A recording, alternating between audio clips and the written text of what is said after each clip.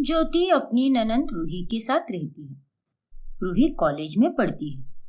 उसके साथ एक लड़का रणदीप भी पढ़ता है और रूही रणदीप से बहुत प्यार करती है। वो दोनों अपने कॉलेज के लास्ट ईयर में होते हैं, लेकिन रणदीप बाकी लड़कों जैसा नहीं होता है। उसने रूही को अपनी कठपुतली बना के रखा था और वो उसे अपने इशारों पर नचवाता रहता था। एक दिन, ये सब क्या है रूही? ये फोटोज, ये ठुमके लगाना, वो भी गैर लड़कों के साथ। अरे इतनी बेशर्म कब से हो गई तुम? लेकिन रणदीप, ये सारे मेरे फ्रेंड्स हैं और तुम तो इन्हें जानते ही हो ना। कल अजीत की बर्थडे पार्टी थी, इसीलिए हम सब क्लब में गए थे। लेकिन तुम मेरे सिवा किसी और के साथ कैसे नाच सकती हो? बस, बहुत हुआ। अगर तुम्हें अपने ही तरीके से जीना है तो चली जाओ मेरी जिंदगी से। मैं तुम्हें छोड़ रहा हूँ रूही। क्या? रणदीप, रणदीप प्लीज ऐसा मत करो। तुम्हारे बिना मैं क्या करूंगी? अच्छा ठीक है बाबा, अगर तुम्हें मेरे दोस्तों से प्रॉब्लम है तो मैं उन्हें कभी नहीं मिलूंगी। अरे मिलना तो दूर की बात है, अभी के अभी सबके नंबर डिलीट करो। चलो जल्दी करो। पर रणदीप, ठीक है, समझ गया मैं। तुम्हें मुझसे ज्यादा तुम्हारे दोस्त जरूरी है। फिर तो मेरा यहाँ पर रुकने का कोई फायदा नहीं है। नहीं रणदीप, ऐसी कोई बात नहीं है। तुम मेरे लिए सबसे आगे हो। प्लीज मुझे छोड़कर मत जाओ।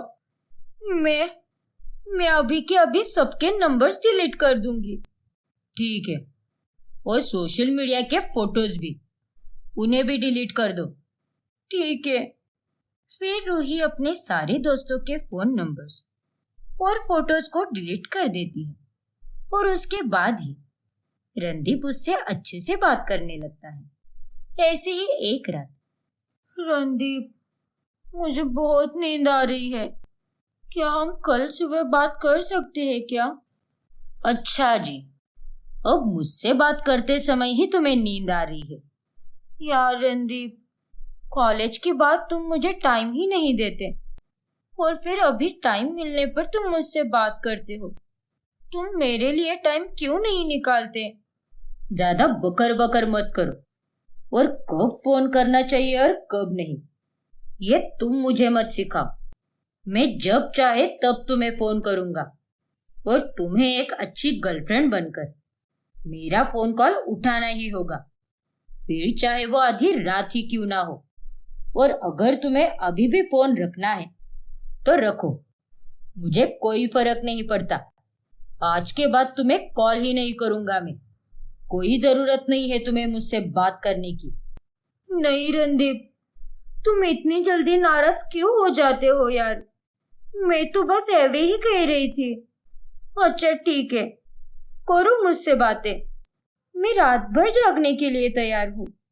लेकिन प्लीज रणदीप, ऐसी बातें मत करो और मुझसे प्यार से बातें करो।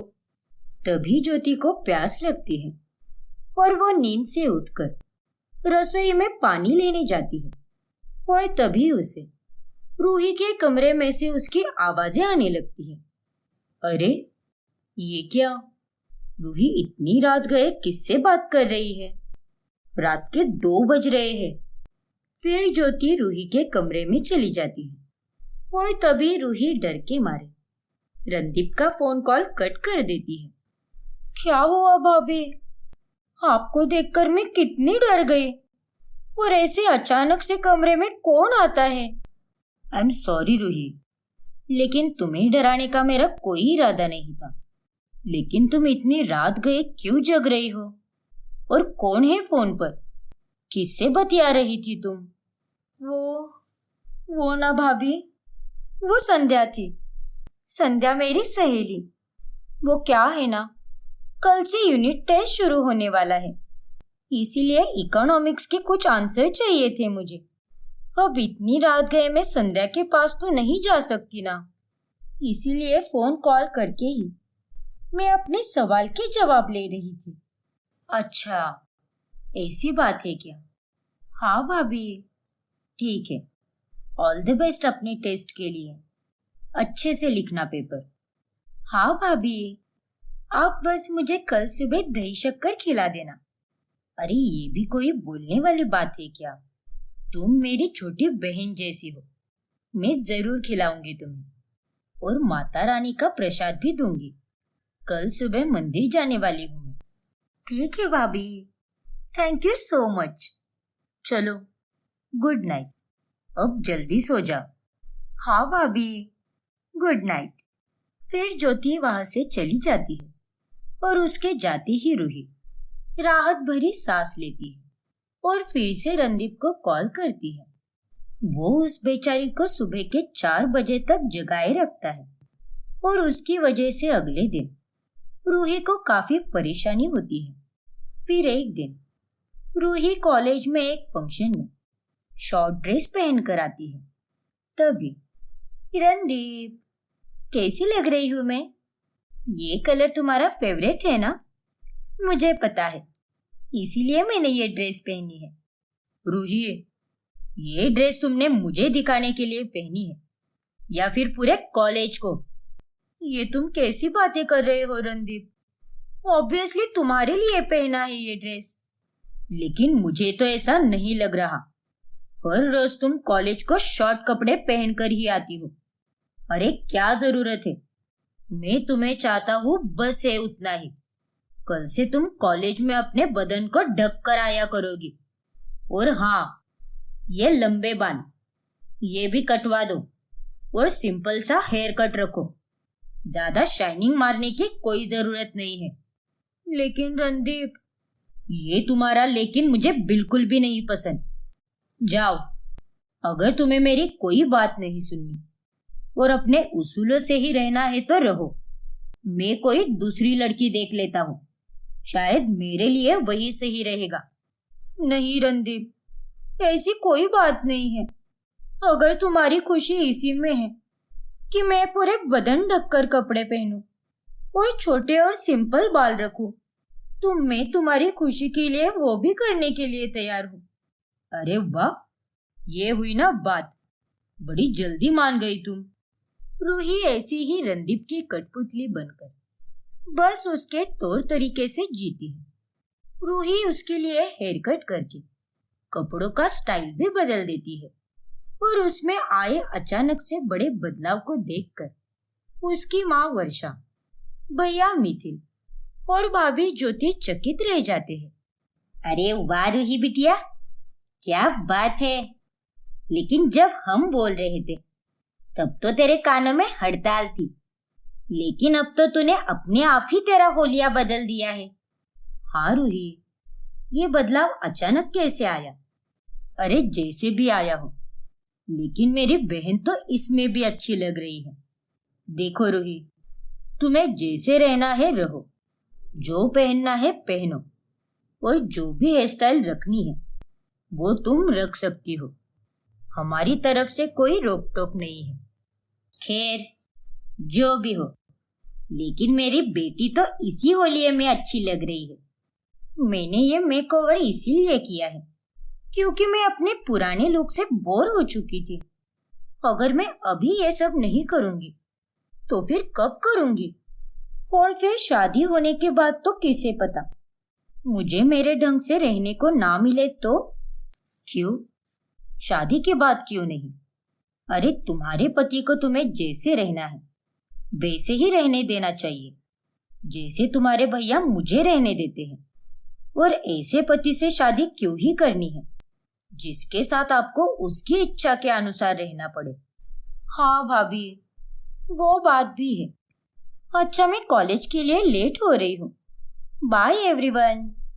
इतना कहकर रूही वहां से चली जाती है। फिर एक दिन रणदीप रूही से कहता है, रूही, मुझे 10,000 रुपए चाहिए। तुम बंदोबस्त कर सकती हो क्या? 10,000? ये तो बहुत ज्यादा अमाउंट है रणदीप। मैं इतने सारे पैसे कहाँ से लाऊं? कम ऑन यार रूही, तुम्हारी भैया की दुकान है ना, और तुम तो कितनी अमीर हो। प्लीज रूही, देखो, अगर तुम मुझसे सच्चा प्यार करती हो तो ये जरूर करोगी। अपने भैया से ले लो ना पैसे। लेकिन रणदीप, मैं उनसे पैसे क्या कह कर लूंगी? अरे कोई भी झूठ बोल दो। कह दो कि कॉलेज की ट्रिप गोवा जा रही है, इसीलिए तुम्हें 10,000 रुपए चाहिए। ठीक है रणदीप, मैं मांग लूंगी उनसे पैसे। फिर रूही कॉलेज ट्रिप का झूठ बोलकर मिथिल से 10,000 रुपए ले लेती है। कॉलेज ट्रिप के लिए 10,000? अरे 10,000 में क्या क्या नहीं हो सकता। ये कॉलेज वाले तो सच में सटिया गए हैं। जाने दो ना माँ, रूही का लास्ट ईयर है, इसकी कॉलेज की लास्ट ट्रिप है ये, उसे भी थोड़ा एंजॉय करने दो। थैंक यू सो मच भैया, यू आर द बेस्ट। फिर रूही वो पैसे लेकर रणदीप को दे देती है। फिर कुछ दिनों बाद जब ज्योति बाजार में खरीदारी करने जाती है, तभी उसे वहां पर रूही की सहेली संध्या मिलती है। अरे संध्या, तुम यहाँ पर? कैसी हो तुम? मैं ठीक हूँ भाभी, आप कैसी हो? एकदम बढ़िया। और हो गई तैयारी गोवा ट्रिप की? गोवा ट्रिप? हाँ संध्या, तुम्हारी कॉलेज ट्रिप जा रही है ना गोवा, जिसके लिए तुम लोगों ने 10,000 रुपए भरे हैं। नहीं ज्योति भाभी, शायद आपको कोई गलतफहमी हुई है। ऐसी कोई ट्रिप नहीं जा रही हमारी। क्या? हाँ भाभी। अच्छा चलिए, अब मैं चलती हूँ। मुझे ना एग्जाम के लिए नया राइटिंग पैड लेना है। कल से हमारी एग्जाम है ना। कल से एग्जाम? लेकिन अभी कुछ दिनों पहले ही तुम्हारी यूनिट टेस्ट हुई है ना। अरे नहीं भाभी, हमारी यूनिट टेस्ट तो कल से है। संध्या की सारी बातें जानकर ज्योति बहुत हैरान रह जाती है और उसे अब रूही पर शक होने लगता है। वही दूसरी तरफ रणदीप फिर से रूही को फोन करके पैसे मांगने लगता है। लेकिन रणदीप, मैं और 5,000 रुपए कहाँ से लाऊं? तुम भी समझने की कोशिश करो ना। अभी थोड़े दिनों पहले ही तो मैंने तुम्हें 10,000 रुपए दिए। नहीं रूही, मुझे कुछ भी सोचना समझना नहीं है। तुम्हें अगर मेरी थोड़ी सी भी कदर होगी ना, तो तुम कहीं से भी मैनेज करके मुझे पैसे ला कर दोगी। बाकी मुझे कुछ नहीं पता। इतना कहकर रणदीप कॉल कट कर देता है और बेचारी रूही रोने लगती है। मैं तो अब इस रणदीप से परेशान हो चुकी हूँ। जितना मुझे उससे प्यार था, वो सब अब मुझे बोझ लगने लगा है। ये रिश्ता तो भारी सा हो गया है मेरे लिए। पता नहीं रणदीप और मेरे रिश्ते को बचाने के लिए अब और क्या क्या करना होगा मुझे। तभी वहां पर ज्योति आ जाती है और वो रूही को गले से लगाती है और उसके आंसू पोंछती है। बस रूही, मत रो। और मैं सब कुछ जान चुकी हूँ कि तुम किसी लड़के के साथ एक टॉक्सिक रिलेशनशिप में हो। आज मैं बाजार में संध्या से मिली थी और मुझे पता चल गया है कि तुमने उस रात एग्जाम के बारे में मुझसे झूठ बोला था। और तो और तुमने झूठ बोलकर अपने ही भाई से 10,000 रुपए ले लिए। हाँ भाभी, अब जब आपको सब पता चल ही चुका है तो आपसे क्या ही छुपाऊं मैं। बेचारी रूही रो रो कर अपनी भाभी को सब कुछ बता देती है। देखो रूही, तुम्हें ऐसे लड़के के साथ रहने की कोई जरूरत नहीं है जो तुम्हारी इच्छा की, तुम्हारी खुशियों की कोई परवाह ना करे। उसे बस अपना स्वार्थ नजर आता है, लेकिन तुम्हारा दर्द नहीं, तुम्हारी तकलीफ नहीं। तुमने उसके लिए अपना सब कुछ वार दिया है, लेकिन उसने तुम्हारे लिए क्या किया है? हाँ भाभी, शायद आप सही कह रही हो। मैं ही बेवकूफ हूँ जो अभी तक उसके साथ हूँ। वो लड़का मेरे लिए सही नहीं है। अब मैं उसके साथ और नहीं रहूंगी। मुझे अपनी लाइफ अपने हिसाब से जीनी चाहिए, ना कि किसी के गुलाम बन के। फिर रूही अगले दिन रणदीप को जाकर कह देती है कि वो उसके साथ अपना रिश्ता तोड़ रही है। लेकिन तभी वो गुस्सा हो जाता है और रूही का हाथ पकड़ लेता है। आह! रणदीप, मुझे दर्द हो रहा है, छोड़ो मेरा हाथ। दर्द होता है तो होने दो, बहुत ज्यादा मुंह चला रही हो तुम। मेरे बिना जी लोगी? बताओ। तभी उतने में वहां पर ज्योति आ जाती है और वो रणदीप को जोरदार थप्पड़ लगाती है। दूर रहो मेरी ननद से, अगर इसे आगे से हाथ भी लगाया तो तेरा हाथ तोड़ दूंगी। मेरी ननद तुम्हारी कठपुतली नहीं है, समझ गए तुम? और अगर आइंदा से इसकी तरफ आंख उठाकर भी देखा तो मुझसे बुरा कोई नहीं होगा। और इस तरह अंत में ज्योति अपनी ननद को सही राह दिखाती है और रूही रणदीप को छोड़कर अपने जीवन में अपने लिए जीकर खुशी से रहने लगती है। उषा अपने पति उदय, बेटे नितिन और बहू संध्या के साथ रहती है। उनके घर में सब एक दूसरे से बहुत प्यार करते हैं।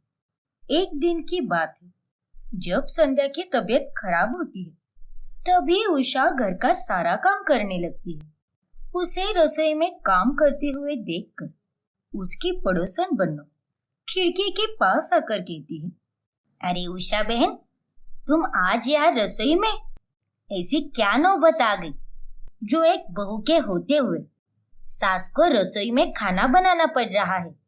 अरे बन्नो, संध्या बहू बीमार है ना, इसीलिए मैं खाना बना रही हूँ। दया रे दया, ये क्या? अरे बहू बीमार है तो क्या हुआ? बहुओं का तो धर्म ही होता है अपनी सास की सेवा करते रहना। अरे ऐसी कैसी निर्दयी बहू है तुम्हारी? ऐसा कुछ भी नहीं है बन्नो। अगर बहू आराम कर रही है और उसके बदले मैं काम कर रही हूँ तो उसमें कौन सी बड़ी बात है? बहू तो रोज ही सबका ख्याल रखती है। अगर एक दिन मैंने उसके हिस्से का काम कर लिया तो उसमें कौन सी बड़ी बात है? अरे उषा बहन, जो जैसा दिखता है वैसा होता नहीं, बाकी समझदार को इशारा ही काफी है। चलो मैं चलती हूँ। उषा और संध्या के बीच का प्यार देखकर बन्नो को उनसे जलन होने लगती है। उषा और उसकी बहू संध्या के बीच में कितना प्यार है, और एक मेरी बहू है जो किसी काम की नहीं। फिर एक दिन अचानक से बन्नो उषा के घर आती है। अरे वाह वाह, क्या बात है उषा बहन, आज तो बड़े मीठे पकवान बना रही हो तुम। पूरे मोहल्ले में खुशबू फैल चुकी है। हाँ बन्नो काकी, वो पापा जी को एक बहुत ही बड़ा ऑर्डर आया है फूलों का। हमारे बिजनेस में इससे काफी प्रगति होगी, इसीलिए घर में खुशी मनाने के लिए इतने सारे मीठे पकवान बन रहे हैं। आखिर बात क्या है? इनके घर में तो जब देखो तब रौनक ही छाई रहती है। भरा पूरा रहता है हर एक चीज से इनका घर तो। सच में काश मेरा घर भी इसी तरह होता। अरे बुन्नो काकी, किन ख्यालों में खो गई आप? आइए ना, हम सबके साथ मिलकर ये मीठे पकवान खाइए। हाँ नितिन बेटा और उदय भाई साहब, आपको बहुत बहुत बधाइयाँ। बन्नो की जलन दिन ब दिन बढ़ती ही जाती है और ऐसे ही एक रोज वो देखती है कि उदय और उषा दोनों बाहर कहीं घूमने जा रहे हैं, वो भी उनकी एनिवर्सरी की खुशी में।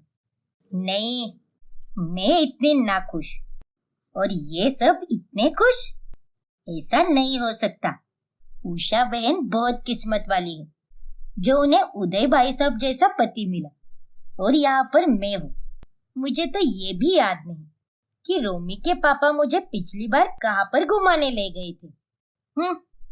अब देखो कैसे इन सबके बीच में खटास और नफरत पैदा करती हूँ मैं। बहुत हुआ इन सब का, मुझसे अब इनकी खुशी बर्दाश्त नहीं हो रही। बन्नो से उषा और उसके परिवार की खुशियां देखी नहीं जाती और इसीलिए वो अब चुगलियां करके सबको एक दूसरे के खिलाफ भड़काना शुरू करती है। एक दिन बन्नो भागती हुई उषा के पास आती है। दया रे दया, अरे उषा बहन। अरे बन्नो, क्या हुआ तुम्हें और ऐसे दौड़ते हुए क्यों आ रही हो तुम? अरे उषा बहन, बात ही कुछ ऐसी है। मैंने आज उदय भाई साहब को वो पार्क में एक औरत को गुलाब देते हुए देखा है। क्या? ये तुम क्या बकवास कर रही हो बन्नो? अरे नहीं नहीं उषा बहन, मैं कोई भी बकवास नहीं कर रही। मैं तो बिल्कुल सच बोल रही हूँ। भाई साहब ने आज नीले रंग का कुर्ता पहना है ना? हाँ, पहना तो है। और वो वॉक करने के लिए सनशाइन सर्कल पार्क में गए हैं। क्यों, सही कहा ना मैंने? हाँ बन्नो, ये बात तो तुमने बिल्कुल सही कही। इसका मतलब इनका कहीं पर चक्कर चल रहा है। हाँ उषा बहन, इसीलिए तो मैं तुम्हारे पास आई हूँ, तुम्हें सावधान करने के लिए। आजकल किसी का कोई भरोसा नहीं रहा। इस तरह चुगलखोर बन्नो आग में घी डालकर वहां से चली जाती है और घर आने के बाद में उदय की जम के क्लास लगती है। क्या? अरे तुम्हें क्या किसी पागल कुत्ते ने काट लिया है क्या? ये कैसी बातें कर रही हो तुम? मैंने किसी औरत का गुलाब नहीं दिया आज। आप तो चुप ही रहिए। मैं सब जानती हूँ, इसीलिए इतने देर बाहर रहते हो और उस चुड़ैल के साथ आशिकी करते हो। छी, तुमसे ये उम्मीद नहीं थी उदय। माँ जी, लगता है आपको कोई गलतफहमी हुई है। किसने बताया आपको ये सब? बात वो नहीं है संध्या बहू, मैं इन्हें अच्छे से जानती हूँ। अरे मेरी माँ, मैं तुम्हारी कसम खाकर कहता हूँ, मैंने ना किसी औरत को गुलाब दिया है और ना ही किसी औरत के साथ मेरा कोई चक्कर चल रहा है। हाँ हाँ, और खाओ खाओ मेरी झूठी कसम। तुम तो बस मेरी मरने की ही राह देख रहे हो, ताकि एक बार मैं मर जाऊं और तुम बेफिक्र होकर अपनी आशिकी कर सको। हे भगवान, संध्या बहू समझाओ अपनी सास को। माँ जी, पापा जी ऐसा नहीं कर सकते, भरोसा कीजिए उन पर। वो सब मुझे कुछ नहीं पता।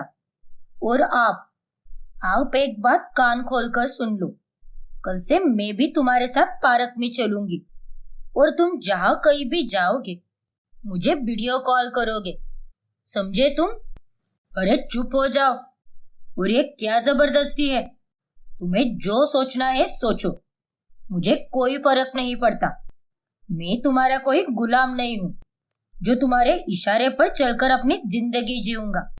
इस तरह दोनों में बहस छिड़ जाती है और घर में काफी कलेशपूर्ण वातावरण होता है।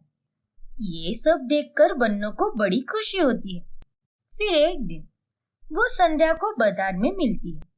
तभी मौके का फायदा उठाकर वो उसके कान भरने लगती है। अरे संध्या बेटी, तुझे एक बात बतानी है, लेकिन तू पहले वादा कर कि तू ये बात किसी को नहीं बताएगी। लेकिन काकी, आखिर ऐसी कौन सी बात है? तू पहले मुझसे वादा कर। अच्छा ठीक है काकी, मैं किसी को नहीं बताऊंगी। अरे कल किट्टी पार्टी थी ना हमारी, तब तेरी सास ने मुझसे कुछ ऐसी बात कही जिसे सुनकर मुझे बहुत ही बुरा लगा बेटा। वो ये कह रही थी कि मैं अपनी बहू के साथ अच्छे से इसीलिए पेश आती हूँ क्योंकि वो एक अमीर घर की लड़की है, वरना मैं तो उसे अपनी उंगलियों पे नचाती। क्या? इसका मतलब माँ जी का प्यार, उनकी कदर सब झूठ है? हाँ बेटी, मैं तुझे अपनी बेटी समान समझती हूँ, इसीलिए तुझे ये सारी बातें बता रही हूँ। अब क्या कर सकते हैं, भलाई का तो कोई जमाना ही नहीं रहा। फिर घर जाने के बाद में संध्या अपनी सास से बात ही नहीं करती और वो अब खफासी हो जाती है। अरे संध्या बहू, मेरे लिए जरा चाय बना दे बेटा, मुझे तो बड़ी नींद आ रही है। आप खुद ही बना लो माँ जी, मैं भी बहुत थक गई हूँ। क्या? अरे लेकिन शाम की चाय तो तू ही बनाती है ना, क्या हुआ है? जब से तू बाहर से आई है तब से तू गुस्से में ही लग रही है, मुझसे ठीक से बात भी नहीं कर रही तू। क्या हुआ है बेटा? गुस्सा तो आएगा ही ना माँ जी, मुझे सब पता चल गया है कि आप कितनी झूठी और फरेबी हो। आपकी कदर, आपका प्यार, आपका अपनापन, सब कुछ झूठ है। क्या? अरे ये सब तू क्या बोल रही है बहू? सच बोल रही हूँ, आपकी तरह झूठी नहीं हूँ मैं दिल से प्यार करती हूँ आपसे। आपको अपनी माँ समझती हो, लेकिन आप केवल मेरे पैसों के कारण ही मेरे साथ अच्छी हो। आपको मुझसे कोई लेना देना नहीं है। नहीं बहू, ऐसी कोई बात नहीं है। अचानक से ऐसा क्या हो गया है तुझे? अरे मैं तो तुझसे नितिन से भी ज्यादा प्यार करती हूँ। मेरा विश्वास कर बहू। रहने दीजिए माँ जी, मैं तो अब आपसे बात ही नहीं करूंगी और आपको और कोई झूठ बोलने की कोई जरूरत नहीं है। अरे आपके मन में कितना मैल भरा हुआ है, ये बात आज पता चली है मुझे। बस संध्या बहू, तू कुछ भी बोलेगी और मैं सुनती जाऊंगी? अरे जो मन में आए वो बके जा रही है तू। जा, मत कर बात मुझसे। तेरे ना बात करने से मैं मर नहीं जाऊंगी। कभी भी मुंह उठाकर कुछ भी बोलती है तू। अब दोनों सास बहू एक दूसरे से कटी कटी सी रहने लगती है और उन दोनों के बीच में अब काफी दूरियां आ जाती है। एक दिन मंदिर में बन्नों को उदय मिलता है और तभी वो उसके कान भरने लगती है। क्या बात है उदय भाई साहब, आज आप अकेले ही मंदिर में? उषा बहन कहाँ पर है? अरे वो तो घर पर है, आज मैं मंदिर अकेला ही आया। अच्छा, तो फिर भगवान से क्या मांगा फिर? कुछ नहीं बन्नो भाभी, बस अपने धंधे के लिए और अपने बेटे के लिए प्रार्थना की। क्या भाई साहब, आप यहाँ पर अपने बेटे के लिए मन्नत मांग रहे हैं और वहां पर आपका बेटा मेरे बेटे रितेश को क्या क्या बोलता रहता है? मतलब मैं कुछ समझा नहीं। कुछ दिन पहले की ही बात है, नितिन मेरे घर पर आया था और रितेश से कह रहा था कि मेरे पापा ने मुझे बिजनेस संभालने का मौका ही नहीं दिया और इसीलिए मुझे ये 9 से 5 की जॉब करनी पड़ रही है। मेरी सैलरी के आधे पैसे तो घर के खर्चे में ही चले जाते हैं और पापा तो अपने बिजनेस से कमाए हुए पैसों को खर्च ही नहीं करते। बुढ़ापे में बोझ बनने लगे हैं मुझ पर। क्या नितिन ने ये सब कहा? फिर घर जाने के बाद उदय नितिन पर गुस्सा करने लगता है। नितिन, बस बहुत हुआ। आज के बाद से मैं अपना और तेरी माँ का ख्याल रख लूंगा। तुझे हमारा खर्चा करने की कोई जरूरत नहीं है। हम तुझ पर बोझ बन गए हैं ना, सब समझ आता है हमें। तेरा बाप बूढ़ा जरूर हो गया है, लेकिन अब भी खुद के दम पर वो खुद का और तेरी माँ का ख्याल रख सकता है। अरे पापा, ये आप कैसी बातें कर रहे हैं? और मैंने कब कहा कि आप दोनों मुझ पर बोझ बन गए हैं?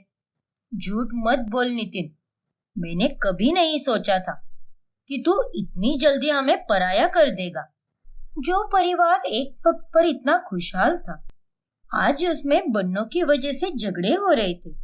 एक दिन जब उषा सड़क से गुजर रही होती है, तभी वो बन्नों को उसके बेटे नितिन के कान भरते हुए देख लेती है। क्या संध्या का पड़ोस के राकेश के साथ चक्कर? हाँ नितिन बेटा, अपनी बीवी को जरा संभाल कर रख। मैंने उन दोनों को साथ में वो केबल वाले के पॉइंट पर देखा था। क्या? फिर नितिन गुस्सा होकर अपने घर की तरफ चला जाता है। वाह वाह वाह वाह, आग लगाकर हाथ सेकने में क्या मजा आ रहा है। मेरी चुगलियों ने तो इस घर को पूरी तरह बर्बाद कर दिया। इन सबको तो मैंने एक दूसरे के खिलाफ भड़काकर आखिर में तो अलग कर ही दिया। क्या? इसका मतलब ये सब काम बन्नों ने किया है। हमारे घर का क्या हाल बना दिया है इसने। फिर अगले दिन जब बन्नों उषा के घर पर आती है, तभी वो सबको आपस में प्यार से रहते हुए देखकर बहुत चौंक जाती है। अरे बहू, तू अकेली मत कर, मैं पुड़िया बनाती हूँ, तू खीर बना। ठीक है माँ जी। और हाँ उषा, तुम वो अपने हाथ के मालपुए बनाना, आज उन्हें खाने का बड़ा मन कर रहा है। ठीक है उदय। संध्या, मैंने टिकट्स बुक कर दिए हैं। हम चारों अगले हफ्ते केरला घूमने जाएंगे, इसीलिए पैकिंग करना अभी से स्टार्ट कर दो। अरे ये क्या, आप सब में तो कल तक कितने झगड़े चल रहे थे, लेकिन आज अचानक से ये परिवर्तन कैसे हुआ? बन्नो, तुम तो यहाँ से दफा ही हो जाओ, क्योंकि हमें तुम्हारी काली करतूतों के बारे में पता चल चुका है। कल मैंने तुम्हें नितिन को चुगली करते हुए देख लिया था और तुम्हारी सारी बातें सुन ली मैंने। क्या? दूसरों का घर इस तरह उजाड़ते हुए आपको जरा भी शर्म नहीं आई क्या?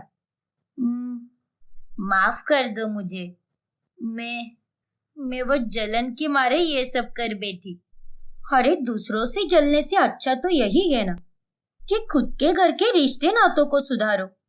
इस तरह दूसरों के परिवार को तोड़कर क्या मिलेगा आपको? संध्या, इन्हें समझाने से कोई फायदा नहीं है।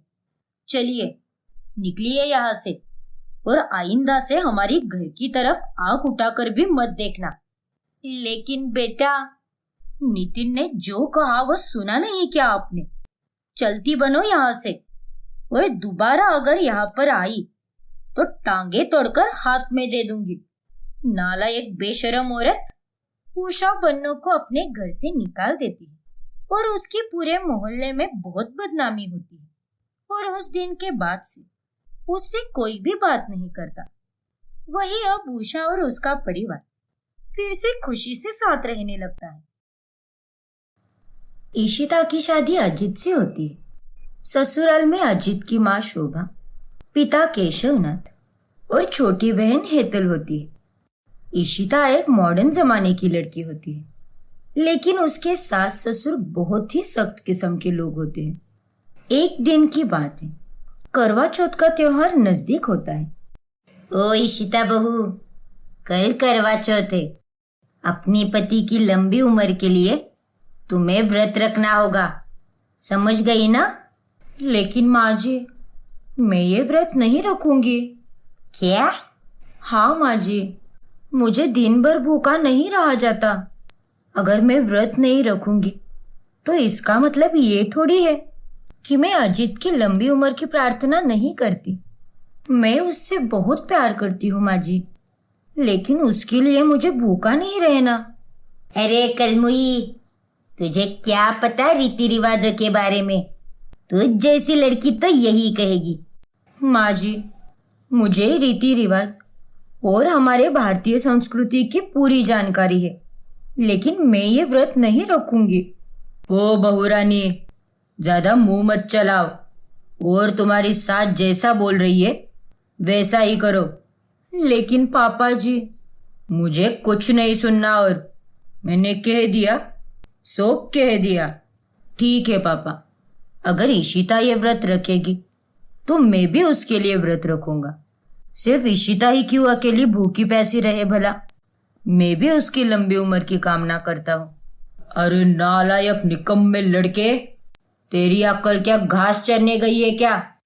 मैंने इतने सालों से आज तक तेरी माँ के लिए कोई व्रत नहीं रखा, और तू अब अपनी बीवी के लिए व्रत रखेगा? ये सारी नौटंकी इस घर में नहीं चलने वाली। वो रील्स फिल्स देखकर तुम लोगों की बुद्धियां तो भ्रष्टी हो रखी है। उसने व्रत रखा तो तुम लोगों को भी करना है और सभी जगह पर स्टेटस लगाने हैं। मेरे घर में ये सब नहीं चलेगा। ईशिता को व्रत रखना ही होगा। अपने कठोर सास ससुर के दबाव में आकर ईशिता को करवा चौथ का व्रत रखना ही पड़ता है। उसकी सास उस दिन 24 घंटे उस पर सीसीटीवी कैमरा की तरह नजर रखती है। एक दिन हेतल की रिश्ते की बात चल रही होती है। माँ, मुझे अभी शादी नहीं करनी। मुझे पढ़ लिख कर डॉक्टर बनना है, ना किसी के घर जाकर चूल्हा चौका करना है। चुप करो चुड़ैल, तुझे पढ़ाया लिखाया उसी का शुक्र मना। लड़कियों को जितना ज्यादा सर पर चढ़ाया जाए उतना वो सिर पर नाचने लगती है। इसीलिए सही यही होता है कि लड़कियों को दायरे में रखा जाए। लेकिन पापा जी, अगर हेतल को पढ़ना है तो उसे पढ़ने दीजिए ना। उसकी मर्जी के खिलाफ जाकर उसकी शादी करना, ये तो सरासर गलत बात है। हाँ पापा, भाभी एकदम सही कह रही है। प्लीज मेरे साथ गलत मत कीजिए। मास्टरनी साहिबा, हमें मत सिखा सही गलत क्या है। ऐसे ही बाल सफेद नहीं हुए हमारे, आई बड़ी। जैसे जैसे दिन गुजरते जाते हैं, ससुराल में रोक टोक और नियम बढ़ने ही लगते हैं। एक दिन ईशिता अपनी सहेलियों से मिलने के लिए जीन्स और टॉप पहनकर जा रही होती है। तभी उसकी सास रास्ते में पैर अड़ाकर उसे फर्श पर गिराती है। आह! क्या रे चम्मक चलो, किधर चली हो मटक मटक कर? चल अभी की अभी इस जीन्स और टॉप को उतार, वरना मैं तुझे तेरे मायके पार्सल कर दूंगी। लेकिन माँ जी, मैंने तो जीन्स और टॉप पहना है, कोई छोटे कपड़े नहीं पहने मैंने। प्लीज जाने दो ना, साड़ी में मुझे उतना कंफर्टेबल फील नहीं होता। ये कपड़े बहुत कंफर्टेबल है माँ जी। तुम्हारी सास ने जो भी कहा है उसका पालन करो, वरना बहुत बुरा होगा। अगर इस तरह के कपड़े पहनोगी तो रास्ते पर जाने वाले सभी लोग तुम्हें घूरते ही रहेंगे। तुम्हारी सास ने जो कहा है उसका पालन करो, वरना बहुत बुरा होगा। ठीक है। ईशिता को जीन्स बदलकर फिर से साड़ी पहननी पड़ती है। एक दिन जब ईशिता और अजित दोनों हनीमून का प्लान बनाते हैं, तभी वह दोनों शोभा और केशवनाथ से अनुमति लेने आते हैं। क्या सच में? इस लड़की के दिमाग में तो भूसा पहले से ही भरा हुआ था, और अब ये मेरे बेटे का भी दिमाग खराब कर रही है। कोई कहीं नहीं जाएगा, चुपचाप घर पर रहो। जब पूरा परिवार किसी यात्रा पर जाएगा तब तुम घूम लेना। लेकिन माँ जी, पापा जी, हमने तो गोवा की टिकट्स बुक भी कर दिए हैं। प्लीज हमें जाने दो ना। इतने नियम और कानून तो जेल में भी नहीं होते। हाँ माँ, प्लीज हमें जाने दो ना। चुप रहो तुम दोनों। अरे हमने क्या घूम घूम कर बच्चे पैदा किए हैं क्या? नहीं ना। ज्यादा हनीमून के सपने मत देखो, वरना मैं तुम दोनों को लात मार के चांद पर पहुंचा दूंगी। बेचारे अजित और ईशिता नाराज होकर वहां से चले जाते हैं। फिर एक दिन ईशिता सबके लिए खाना परोसती है और वो खुद भी खाना खाने जाती है। तभी उसकी सास उसकी थाली छीन लेती है। अजित, देखो तुम्हारी माँ ने क्या कर दिया। मैं खाना खा रही थी, उतने में मेरे हाथ से खाने की थाली ही छीन ली। ऐसा भी कोई करता है क्या? बस बहू, ज्यादा बकर बकर मत कर। अरे तुझे शर्म नहीं आती क्या, जो अपने पति और ससुर से पहले खाना खाती है? घर के मर्द पहले खाना खाते हैं, समझी तू? और ये क्या बदतमीजी है, जब देखो तब अपने पति को नाम से बुलाती रहती हो। निर्लज्ज लड़की, अपने पति को इज्जत देकर बुलाओ, रोजाना उसके पैर छुआ करो। लेकिन नहीं, तुम तो एकदम टेढ़ी हो।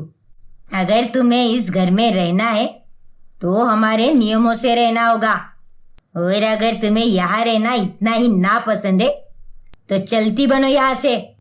ईशिता का गुस्सा आउट ऑफ कंट्रोल हो जाता है और वह चिल्ला पड़ती है, बस अब आप लोग एक और शब्द नहीं कहेंगे।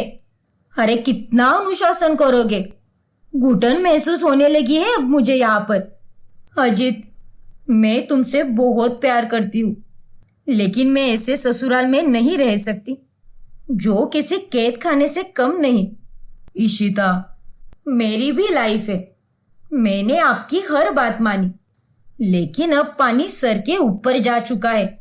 मैं आपकी ये रोज रोज की पाबंदियों को नहीं सह पाऊंगी। कितने नियम और कानून हैं। आप ये जो भी कुछ बोलते हो उसके पीछे का मीनिंग भी आपको पता है? चलो पापा जी, अब आप ही बताइए कि पत्नी अपने पति के पैर क्यों छूती है? पता है आपको? उसमें कौन सी बड़ी बात है? उसका आदर सम्मान करने के लिए छूती है। इसके अलावा अध्यात्म में इसका एक और कारण भी है। एक बीवी अपने पति के पैर छूती है क्योंकि उसके हाथों में देवगुरु बृहस्पति होते हैं और पति के पैरों में दैत्य गुरु शुक्राचार्य। और जब इन दोनों का मिलाप होता है तब धन योग बनता है। क्या ऐसे भी होता है? और ये सब तुझे कैसे पता बहू? अरे माँ जी, आप वो सब छोड़िए, मुझे तो और भी बहुत कुछ पता है। आपको क्या लगा कि मैं बस पढ़ी लिखी और मॉडर्न हूं, जिसे अपने संस्कृति के बारे में कुछ भी नहीं पता। मुझे अध्यात्म विषय में भी रुचि है और आप जो जो अनुशासन लगाते हो उससे जुड़ी हुई हर एक महत्वपूर्ण बात पता है मुझे। हाय राम। और पापा जी, आपको क्या लगा, साड़ी पहने तो कोई घूर घूर कर नहीं देखता क्या? अरे वो तो आपकी सोच है। जिसको देखना है वो तो बुरखे में भी देखेगा। साड़ी से ज्यादा बदन तो जींस और टॉप में ढकता है, साड़ी में तो फिर भी पेट दिखता है। और रही बात पति पत्नी की सेवा की, तो देवों के देव महादेव भी माता पार्वती की सेवा किया करते थे। कृष्ण भगवान भी तो राधा रानी की दिन रात सेवा किया करते थे।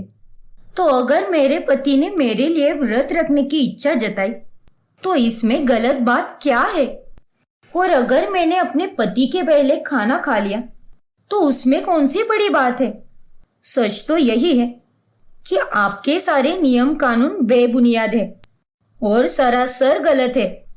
इसीलिए अब मैं इस घर में बिल्कुल नहीं रहूंगी। अगर ईशिता इस घर में नहीं रहेगी तो मैं भी नहीं रहूंगा। भाभी एकदम सही बोल रही है माँ पापा। आप दोनों को तो मेरी भी कुछ नहीं पड़ी। आप तो मेरे फैसले की भी इज्जत नहीं करते। मुझे भी नहीं रहना अब इस घर में। मैं भी भैया भाभी के साथ चली जाऊंगी। अजीत, ईशिता और हेतल तीनों घर छोड़कर जा ही रहे होते हैं कि तभी वो दोनों उन्हें रोक लेते हैं। रुक जाओ बहू। हेतल बेटा, अजीत बेटा, हमें माफ कर दो। तुम्हारी बातों ने तो हमारी आंखें ही खोल दी। हमें नहीं पता था कि तुम इतनी ज्ञानी हो और कितनी समझदार भी हो। हाँ बहू, हमने तो तुम्हें एक आजकल की लड़की ही समझा, लेकिन तुमसे आज हमें बहुत कुछ सीखने को मिला। मुझे जैसे मेरी सास से सीखने को मिला, मैं उसी प्रकार तुम पर अनुशासन लगा रही थी।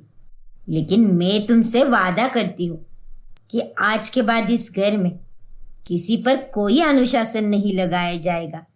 इस घर को छोड़कर मत जाओ बहू। अगर तुम चली गई तो मेरे घर की लक्ष्मी चली जाएगी। शोभा और केशवनाथ के माफी मांगने पर वो तीनों उन्हें माफ कर देते हैं, जिसके बाद सास ससुर घर में अनुशासन नहीं लगाते और सभी वापस प्यार से रहने लगते हैं।